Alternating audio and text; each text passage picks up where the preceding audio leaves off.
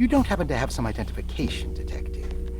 I'm not keen on having strangers prying into my business. Oh, Detective Edward Carnby, Decatur Street, New Orleans. Enjoying the Vieux Carré, Detective? Those old French quarters, the voodoo people, the gangsters. I'm sure you live an exciting life. Well, it's not quite like the stories, Doc. Just trying to make a living. Aren't we all making a living? Well, welcome to Deseto, Detective. I hope your time here will be useful. Now, what can I do for you? Why don't you tell me where I can find Jeremy Hartwood? Why wouldn't that make for a short visit? I wish I could tell you, but I'm afraid I don't know. A drink, Detective? Anything brandy. Oh, you do belong in the French quarters, Detective. Armagnac or cognac? You know, just give me the cheap stuff. I'm not much of a connoisseur. Having low standards is not a virtue, Detective. Let me see if I can broaden your perspective. What can you tell me about Jeremy? I wouldn't want to go into details about his condition. Doctor-patient confidentiality. I'm sure you understand. Sure. But he is crazy. And he's gone missing. Why? Here, try this. Ooh, it's good. Got a bite? It's called a sidecar. The trick is not to be afraid of the tartness of the lemon. Then, for goodness sake, don't overdo the triple sec. Okay. What can you tell me about Jeremy? Well, let me think. He is an anxious man, constantly worried about events not presenting themselves according to his model of predestination. He complains about things not being carried out in the right order, and that some things simply shouldn't be. Is any of this helpful to you? Not really. I was hoping for some direction where to look next. I'm sorry. I have nothing for you then. You should talk to my orderlies. They have been looking for him for a while now. I'm sure they would appreciate your help. Yeah, I ran into Batiste earlier. Come to think of it, he might have given me a lead. Oh, excellent. So your investigation is already underway. I'm gonna go, but I'm sure we'll meet again. Looking forward to it. Safe returns. Okay, he's very shady. Alright, chapter 2.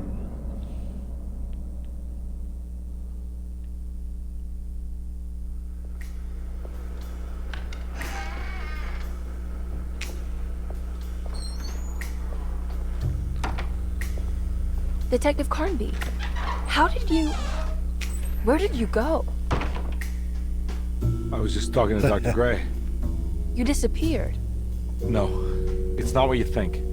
Have you found anything strange going on here? Yes. Everyone is being incredibly evasive and I can't figure out why. No, I mean something you can't explain. Paranormal, even.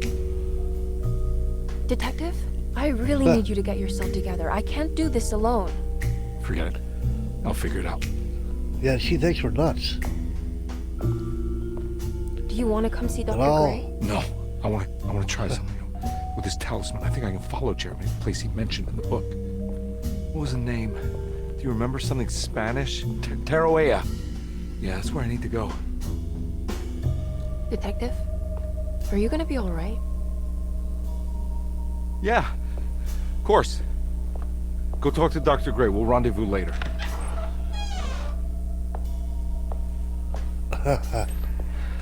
Okay.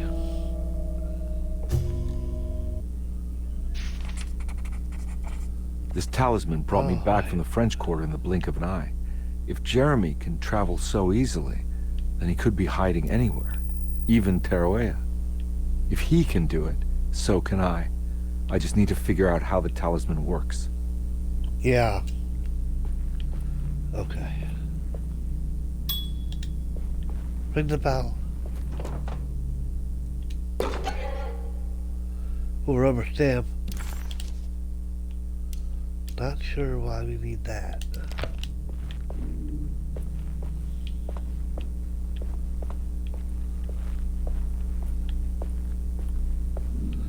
Okay, that's the door she went out of.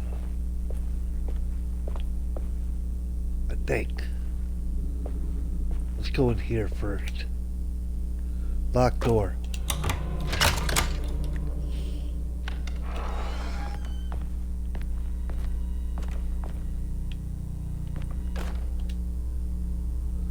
Repairing the boiler. Saw your notice in the boiler room. You should know Mr. Chance won't be coming back. I got no business being in there myself, but you can take a valve from the wine cellar if you wanna try to stop the steam pouring out. Be careful. Okay.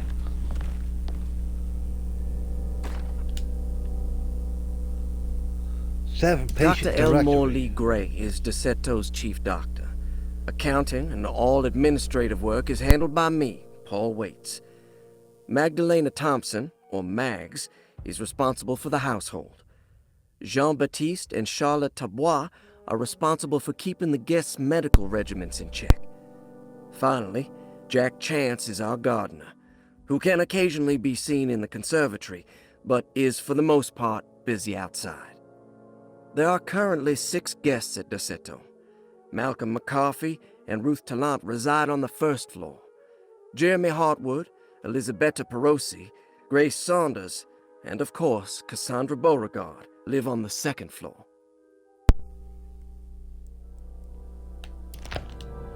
Okay.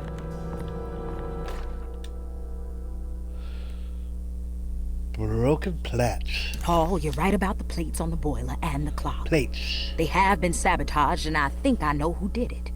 They have something to do with Jeremy's episodes and how he seems to disappear at night. Right now, it's important that you keep an eye out for any of the pieces. I want to find out if I can repair the plates. Let me know if you find any of them. Lottie. Tell Lottie to take a look at the well in the kitchen garden. Okay. Alright, we got a new investigation objective.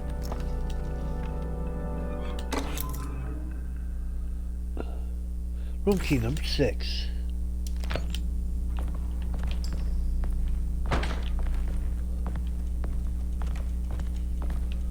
Oh, look at all the goodies here.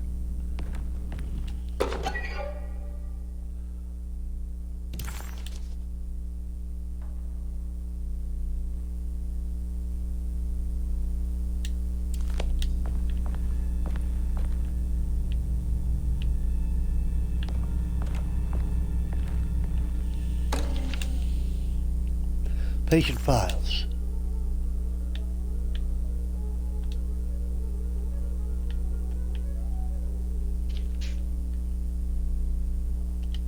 Looks like all the patients are accounted for, except for Jeremy.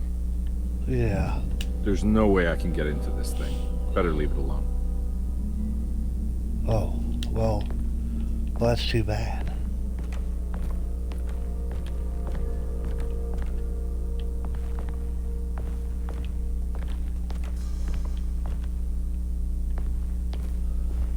Okay, can we go I need the key. here?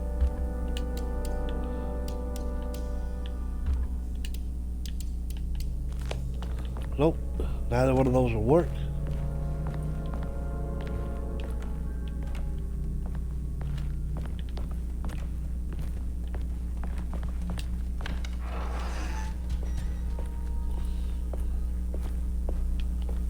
Alright, so we have a map again. We are there.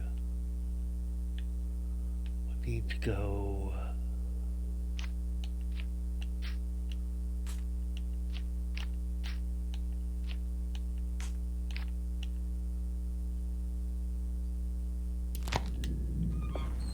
Not sure where we need to go, but.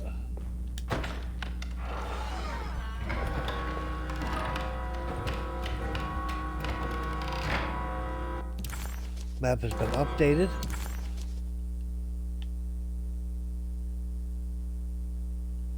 Okay.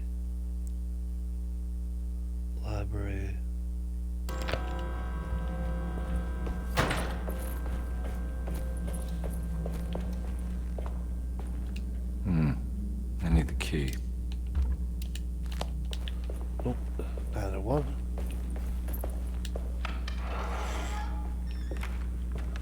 Oh, wow, look at these plates.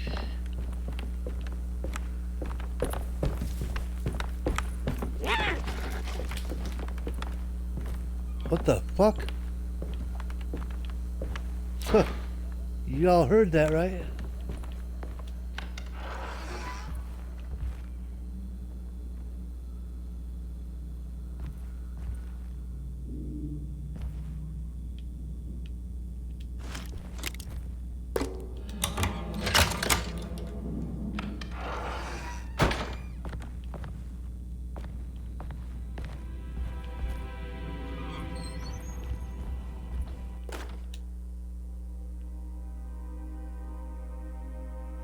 Lost Plantations of Lost Louisiana. Plantations of Louisiana.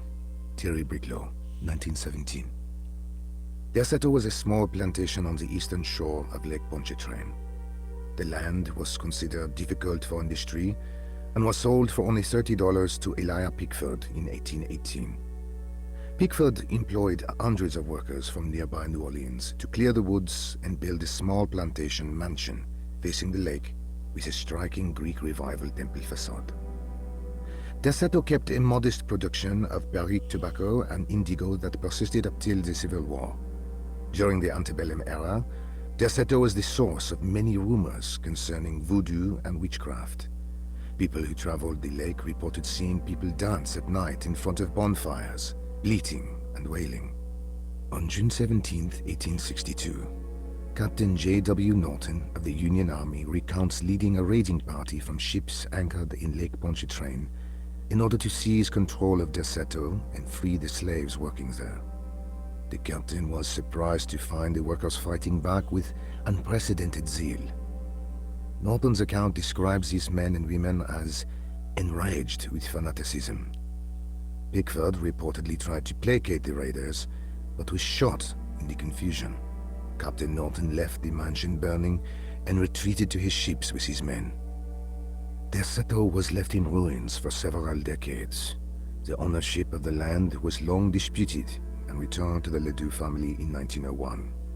Several police reports were filed during the following years as the Ledoux tried to get rid of a camp of squatters on their land. The police made several visits to remove the trespassers, but the people kept returning. On November 1st, 1907, Inspector Legrasse of the police charged a deadly attack in order to save several children kidnapped by the squatters. Many were killed, and even more were jailed. The following year, Ledoux rebuilt Deseto, incorporating the surviving stone foundation and adding a magnificent wrought iron conservatory. The farmland had been reclaimed by the surrounding woods, so it was no longer profitable to use as a plantation. Instead, the house was turned into an artist's colony. The Astarte Artist Colony was a successful group of artists, including figures such as painter Heinrich Cassel and poet Nora Keith. The group was also known for their beloved Mardi Gras crew called the Pirates of Pontchartrain. On September 29, 1915, a tropical hurricane tore through Louisiana, causing Lake Pontchartrain to flood New Orleans. Due to the remote location of Deseto, it took almost 2 weeks for outsiders to learn that the artist's colony was abandoned. The 12 residing artists had all vanished without a trace. The empty mansion of Deseto still stands on the shore of Lake Pontchartrain, with much of its temple facade intact. The Ledoux family currently has no intention of repairing the house. Alright, so that was interesting.